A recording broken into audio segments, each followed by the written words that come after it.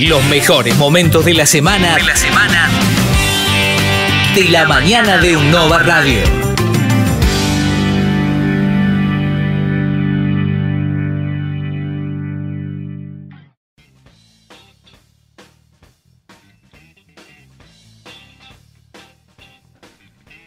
Poco más de 5 son los minutos que pasaron de las 10 de la mañana en este jueves 31 de octubre, cerrando el mes. Jueves 31 de octubre, dije día de Halloween. Y en relación a Halloween, tenemos hoy la columna de nuestro divulgador literario, que no lo tenemos aquí con nosotros. Si de libros hablamos, qué mejor que Andrés Russo para interpretarlos, para contarnos, para hablar. Esta vez, en el marco de Halloween, dije, para hablar de Edgar Allan Poe. Andrés, buenos días. Sofía y Luciano te saludan. ¿Cómo estás? Buenos días, Luciano y Sofía y audiencia. ¿Cómo están? Ay, a ver si Sofi te puede responder. Ahí está. Perdón, ¿estás ahí? ¿Te dejé sordo? No estoy aquí. ¿Cómo están? Bien. ¿Cómo andas, Andrés? ¿Todo bien? Muy bien, como decía Luciano, para comentar hoy en La Furia del Libro número 46. 46. Algo. Sí, 46, ¿vio? ¿Cómo pasa? Algo de la sorprendente y extraordinaria obra de Edgar Allan Poe. Yo ayer hacía una pregunta por las redes. Proponía una trilogía que es muy básica, muy inevitable, de los maestros del terror, que eran Poe, Lovecraft y King. Bien. Nosotros Lovecraft y King ya los habíamos visitado, pero la gente también votó bastante a Edgar Allan Poe, que no habíamos comentado, que es un escritor del siglo XIX, ya bastante lejano. Recordemos que Poe nació en 1809 y falleció en 1849, una vida brevísima de 40 años, con una producción vastísima, generalmente asociada al cuento o muy conocida por sus innovaciones en el relato breve, pero Poe escribió y se hizo bastante conocido también por sus poemas, que no son lo que yo más valoro y aprecio, sacando El Cuervo, pero Poe tenía una frondosa obra poética, para algunos un poco vulgar en el sentido de que recurre mucho a una rima por momentos incestuosa u obvia, pero creo que también es importante conocer la obra poética de Poe. También tiene algún que otro ensayo por el que se hizo famoso, pero lo más conocido y lo más importante, y de lo que comentaremos en La Furia del Libro número 46, es sobre sus innovaciones en el cuento de terror, la creación, porque en realidad crea por completo un subgénero que es el cuento policial o detectivesco, si prefieren un término más preciso, y también es un autor que tuvo mucha influencia en la ciencia ficción.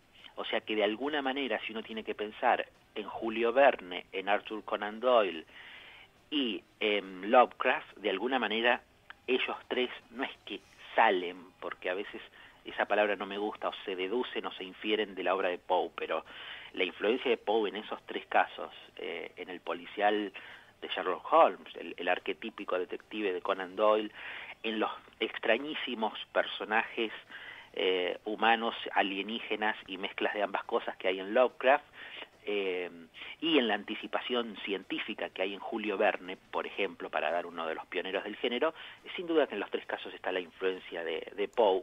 Influencia que además también uno puede verificar de manera extraordinaria en poetas franceses como Baudelaire. Baudelaire que tradujo a Poe. Fanático. Es más, parece que Baudelaire le rezaba a Poe todas las noches.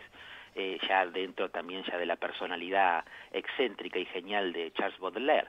Pero sin los franceses, sin Baudelaire, sin el estudio que hizo Mallarmé, sin la valoración que hizo Paul Valéry, ya muy posteriormente de Edgar Allan Poe, yo no sé si los norteamericanos se hubieran dado cuenta que tenían un genio entre manos. Si bien son todas valoraciones posteriores a la muerte de Poe, las que estoy nombrando de los poetas malditos franceses, pero en principio en vida Poe no tuvo ninguna consideración por parte de sus compatriotas norteamericanos.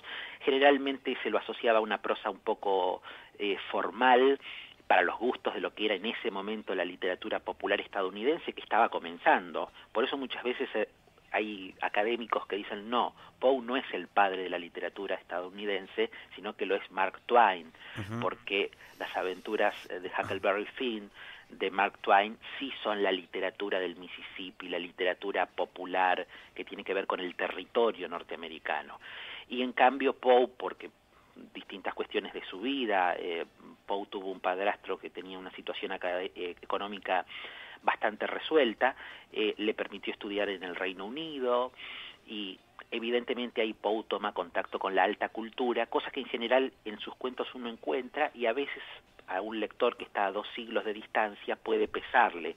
Referencias a la alta cultura me refiero al latín, epígrafes en francés, utiliza muchísimo eso Poe, y a veces para mi gusto eso recarga un poco la descripción o la entorpece parcialmente, pero bueno, es un autor del siglo XIX, siempre nos va a costar leer un autor del siglo XIX, o por lo menos a mí me cuesta mucho leer a cualquier autor del siglo XIX, por eso La furia del libro cubre autores y autoras del siglo XX y XXI, solamente por mi incapacidad personal.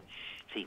Discúlpame que te interrumpa, Andrés, que cuando recién nombraste a Mark Twain, y yo me quedo con Mark Twain, entre Mark Twain y Poe, son visiones, 2 vidas totalmente distintas, 2 modos de escribir totalmente distintos, pero siento que yo siempre me pongo del lado del color de la literatura, y siento que en la literatura de Twain tiene color, y la de Poe es más lúgubre. Tiene color, tiene un sentido de aventura, la literatura de Twain. Tiene ironía, tiene humor.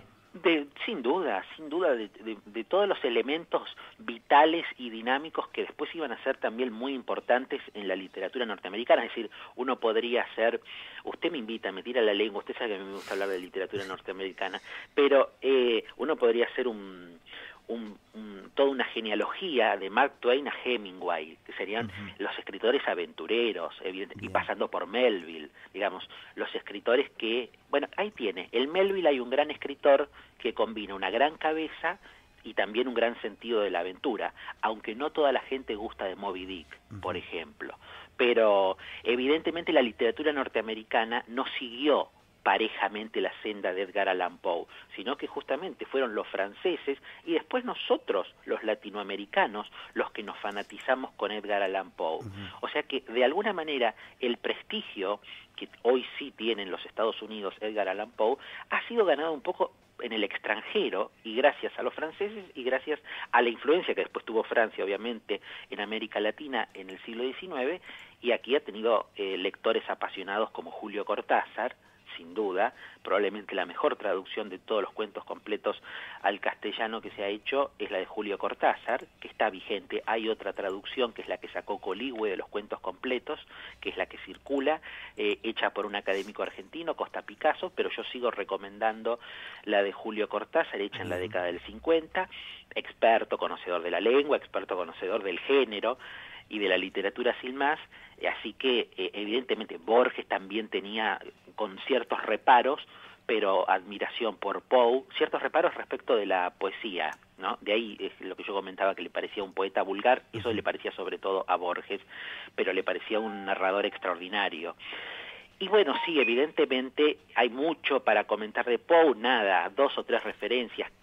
Los cuentos son muy variados, insisto, son de distinto tipo, algunos tienen más que ver con la ciencia ficción, otros tienen más que ver con el fantástico, y otros tienen más que ver con el policial. Los que tienen que ver con el policial, que son los que le dieron gran popularidad a Edgar Allan Poe, son básicamente 3 relatos: Los crímenes de la calle Morgue, que todos seguramente habremos leído en un contexto escolar o habremos tenido alguna noticia de ese cuento en un contexto escolar, porque Poe suele ser, o al menos en mi época, solía ser un autor que se introducía dentro de las lecturas escolares de los primeros años del secundario. Los crímenes de la calle Morgue, de 1841, que funda el género policial, el género detectivesco. Después está el caso de Mary Roget, y después está La carta robada, que es un cuento que se ha hecho famosísimo por su calidad analítica, más que por cuestiones que tengan que ver con algo truculento, sombrío, lúgubre. En La carta robada no hay nada lúgubre, hay un enigma puro que hay que resolver, o que Auguste Dupin, ¿no?, que es el protagonista de los 3 cuentos policiales que mencionaba, repetimos, Los crímenes de la calle Morgue, para quienes no los leyeron, el caso de Mary Roget y La carta robada. Y ahí Auguste Dupin hace de las suyas, con una inteligencia pura, claramente deductiva, analítica, Por eso digo que después ese modelo, un poco llevado a la parodia para mi gusto, aunque hay muchos lectores que lo valoran, está en Sherlock Holmes, evidentemente. Creo que eso habría que tomar de Poe. Después podríamos hablar muchísimo de Edgar Allan Poe. A mí me gustaba el cuento que más me gustaba era William Wilson. William Wilson, claro, que es la historia del doble. El famoso, ahí nace, ¿no? Siempre ese doble malo que tenemos. Sí, verdad, qué bueno que lo menciona, noten los oyentes y las oyentes. William Wilson de Edgar Allan Poe, yo ese cuento lo comenté en una charla. Mira. ¿Verdad? Sí, ahí nace la historia del doble, que también uno después lo va a encontrar en Dostoyevsky, que después es un tema central de una manera más sutil en la obra de Jorge Luis Borges, a través de toda la apelación a los espejos y al otro. Sin duda, William Wilson, anoten, claro que sí, un doble malvado. Y no queremos arruinar el asunto, porque el final de ese cuento es muy bueno, porque bueno, justamente, ¿era un doble o no era un doble? Porque además Poe, que también teorizó mucho sobre el cuento, tiene un texto que tal vez los más interesados en la escritura podrán valorar, que se llama La filosofía de la composición, donde Poe expresa cuáles son sus ideas y casi sus mandamientos respecto de cómo se escribe un buen relato. Y Poe tenía ideas. El género que más valoraba en alta calidad, como el de mayor calidad estética, era la poesía. Pero después el que le seguía era el relato breve, era el cuento. ¿Y por qué el cuento? Porque el cuento, o que debería tener un buen cuento para Poe, uno tiene que poder leerlo sin interrupciones, decía Poe, porque es esa lectura de una sentada, digamos, sin interrupciones, las que introducen la unidad del efecto, decía Poe. Y eso, en última instancia, va a crear el efecto final, que tiene que ser un efecto sorprendente. Esas eran un poco las pautas de escritura de relatos para Edgar Allan Poe. Yo no creo que se cumpla en todos sus relatos. Hay relatos que son bastante extensos y que no se pueden leer sin interrupciones. Y no todos los relatos de Poe tienen, para mi gusto, una unidad del efecto. Bien. Y no todos, o todos pueden tener una sorpresa final, pero no siempre esa sorpresa final produce miedo, porque eso es algo que hay que dejar claro. No todos los cuentos de Edgar Allan Poe producen miedo, por distintas razones, o porque no es el objetivo del cuento. Ya digo, los cuentos tienen temas muy distintos, tópicos muy distintos, incluso algunos son tremendamente metafísicos y barrocos, sino que los que sí pretenden dar miedo, por ejemplo El gato negro, que sigue siendo para mi gusto un relato muy legible, o La caída de la casa Asher, no sé si da el miedo hoy, porque como hemos comentado cuando hablábamos de Lovecraft y de King en esta columna, el terror envejece. Claro. Entonces también, por eso, anoche, que era que es la previa de hoy, Halloween, veía lo que el cine ofrece como las posibilidades de ver algunas películas por cable relativas a la fecha, y son todas malísimas, pero son todas malísimas porque el terror en general envejece muy rápidamente. O sea, veía, por ejemplo, todas las películas de malas, tipo Scream, que son malas, y además aprovecho para denunciar que son misóginas, porque todo el terror que se filmó en la década del 90 es básicamente muy misógino. Y habría que revisar todas las películas de terror, porque siempre en general es una mujer bella, altamente hipersexualizada por la mirada del director, que es perseguida y asesinada. Básicamente ese es el modelo cinematográfico. Por eso hay que valorar a mi criterio, otro tipo de películas. Pero en Scream la heroína termina siendo una mujer, dos mujeres. Sí, terminan siendo, ¿verdad? Sí, claro que sí. Pero lo que yo veo en esas películas, o en Todavía sé lo que hicieron el verano pasado, ese tipo de películas, típicamente de mediados de los 90 o de fines de los 90, verdad que la mujer aparece de alguna manera relativamente empoderada, pero primero asesinan a una serie de mujeres muy bellas, en una belleza también totalmente estereotipada, sí, donde todas se parecen y en general no se destacan por sus cualidades intelectuales. Y no hay mujeres feas en la película, claro, directamente, también por eso mueren todas lindas. No hay, por eso digo... La belleza, o sea, objetiva. Esa es la belleza que hay, eso es lo que se persigue, es el objetivo de los asesinos que están detrás de estas mujeres. Y nada, no me parecen poco sustanciales, por eso yo siempre digo, El Exorcista probablemente sea la película que nos va a seguir salvando el género de terror en cine, y que uno la vuelve a ver y le encuentra otras cosas además de la posesión demoníaca, que para mi gusto es bastante secundaria.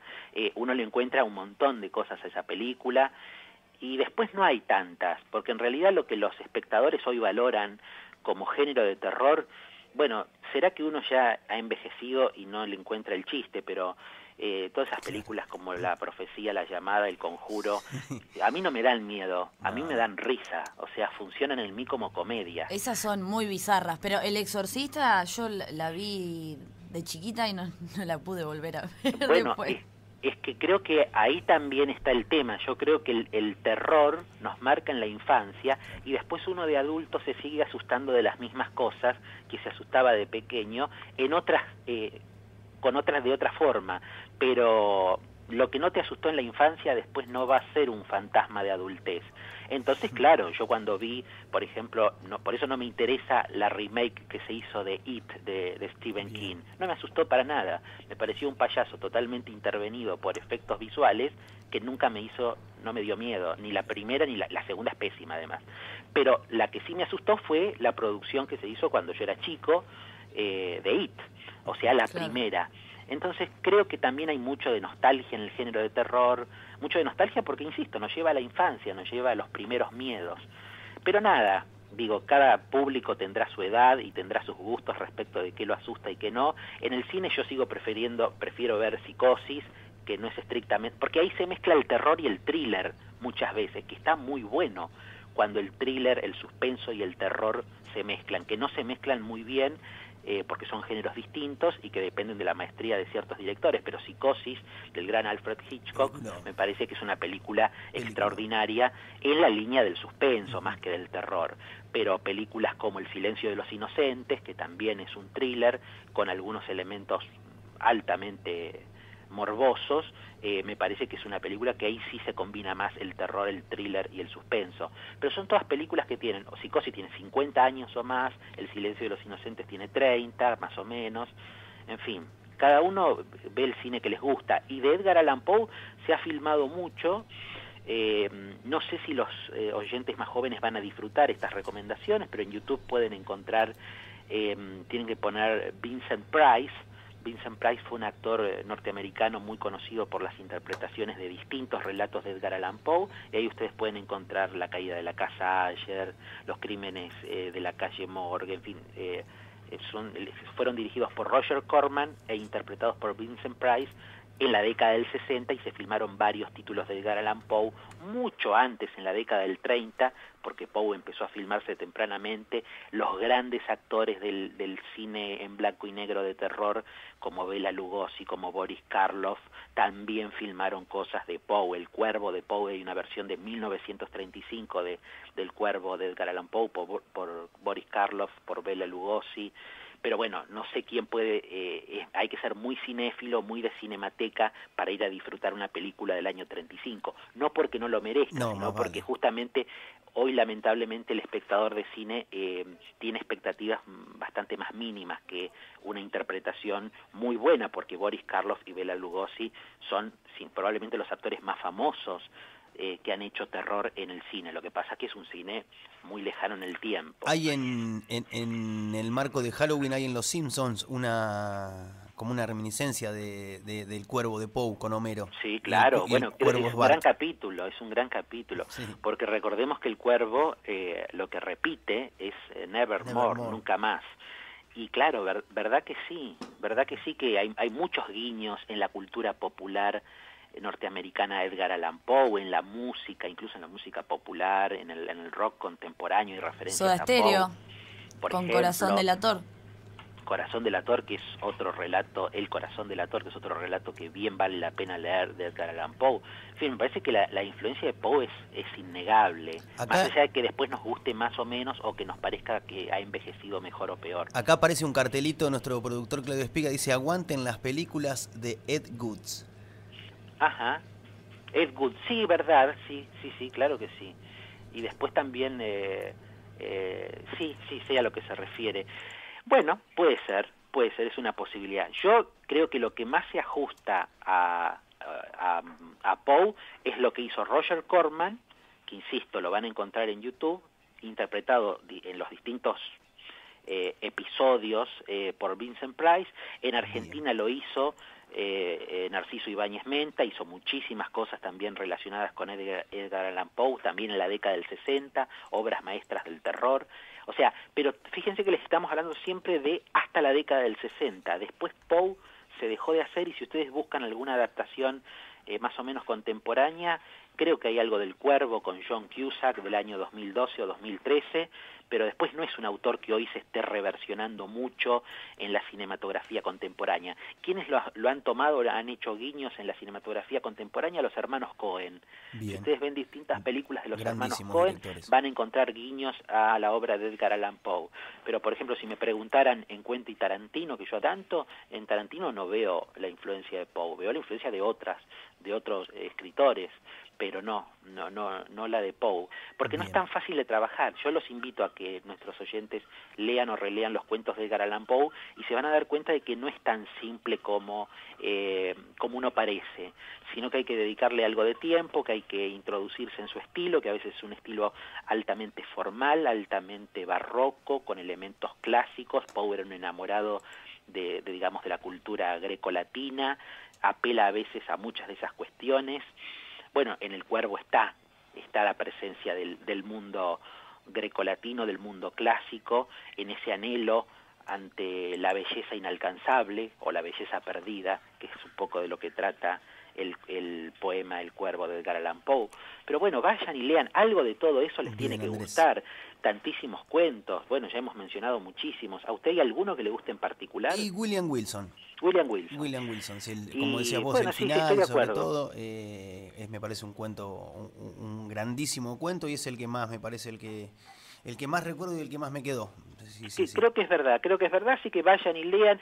Pueden visitar alguna también biografía de Edgar Allan Poe, su vida accidentada, atravesada por el alcoholismo, por su relación, su casamiento con su prima. Nos queda un minuto, Andrés. Virginia Clemm, y la muerte de Virginia Clemm marcó muchísimo a Edgar Allan Poe, pero sobre todo valorar que vivió 40 años y que en esos 40 años escribió una obra muy diversa que influyó muchísimo y que todavía sigue siendo legible en mayor o menor medida. Así que vayan y lean. Este ha sido nuestro tributo en el contexto de Halloween, un autor clásico, pero fundamental para la literatura contemporánea del siglo XX. Excelente. Y los que prefieran Lovecraft y King, bueno, vayan a leer Lovecraft y King o busquen nuestras columnas donde hablamos de Lovecraft y King. Bien, Andrés, muchísimas gracias. Como siempre, edición número 46 en el marco de Halloween, dedicada a Edgar Allan Poe. Ya veremos qué se viene en la 47. Veremos qué se viene en la 47 y tratemos de buscar hoy alguna película digna que se deje ver. Bien. Gran abrazo, gracias, Andrés. hasta la próxima. Adiós. Estos fueron los mejores momentos de la mañana de UNOVA Radio.